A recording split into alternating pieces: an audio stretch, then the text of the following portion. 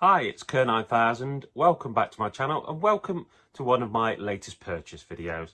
And I've made quite a few little purchases recently. I spent £3 on this.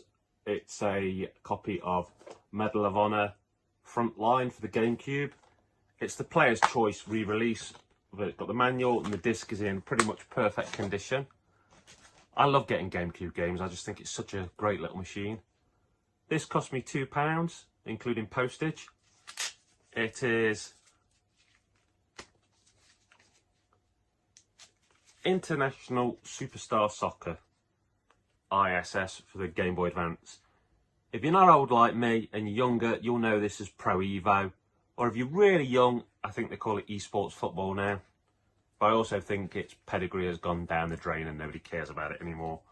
But the old ISS games were pretty cool, and this little case has got a belt loop on, which I seriously don't think I'd wear a Game Boy Advance game on my belt, but weird bit of cool, you know, stuff. Here's a PSP game, Juiced, Eliminator, racing game. That cost me £2.50. Pretty decent game actually. This one, Siphon Filter, Logan's Shadow, cost me £3. I played a lot of the Siphon Filter games on the PlayStation original, but I've never played the PSP one. And I think I own all three of the PS1 ones, so I thought it'd be good to go with that. Sticking to a war theme like earlier, we've got Brothers in Arms D-Day, which was £2 complete. And here's one I really like for the PSP that I don't think gets talked about quite enough. Field Commander, that's complete and that cost me £2. For those who've played the Advanced Wars games on the Game Boy Advance DS, this is the PSP's answer to this, and this was £2 in CEX. For £2, it's an absolutely fantastic game. I mean, even says in the corner, the official PlayStation magazine gave it 5 out of 5. And if you like that sort of Advanced Wars military strategy game, brilliant game.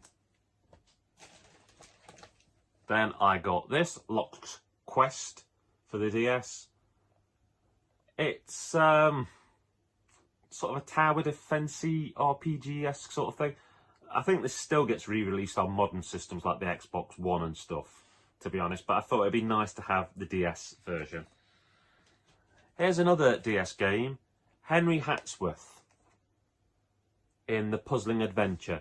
Now, I actually saw this on one of those videos about 10 Nintendo DS games which you should play because they're like sleeper hits, hidden gems. And I thought that, you know, if it had been in videos talking about how much of a hidden gem it was and how fantastic it was, it would cost me the earth. This cost me £2.50. So, you know, Lock's Quest and Henry Hatsworth for £5.50, pretty darn good. Here's the last game I got, and the only modern one, Space Base Startopia, which describes itself on the front as being complex management sim. And on the back it says empire building and classic RTS skirmishes, so Command and Conquer-esque. I don't know a lot about this one, so I'm going in blind, but I do know that I like RTSs and management stuff. And I do know that really anytime you can get a Switch game boxed complete for a tenner, you're not doing bad. I've got quite a collection of Switch games. It's a machine I absolutely love. In fact, I'm kind of on my second Switch. The first one was brought on the day of release, you know, full price, and its battery's just given in the ghost, and I don't feel like tearing the machine apart.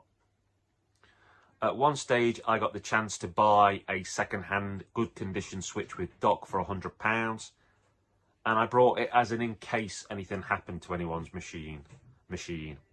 And I've slid across to that one.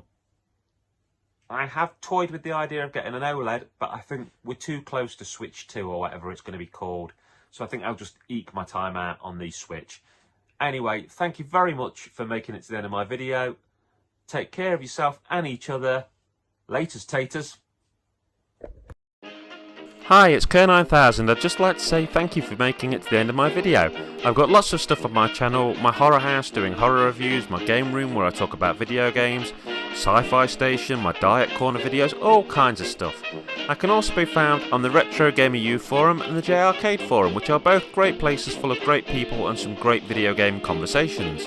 At the end of this video there'll be a little icon to tick if you want to subscribe, a link to a video and a link to one of my playlists.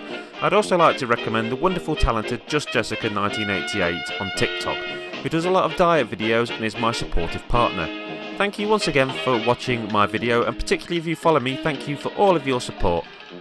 Have a great rest of your day. Laters, taters.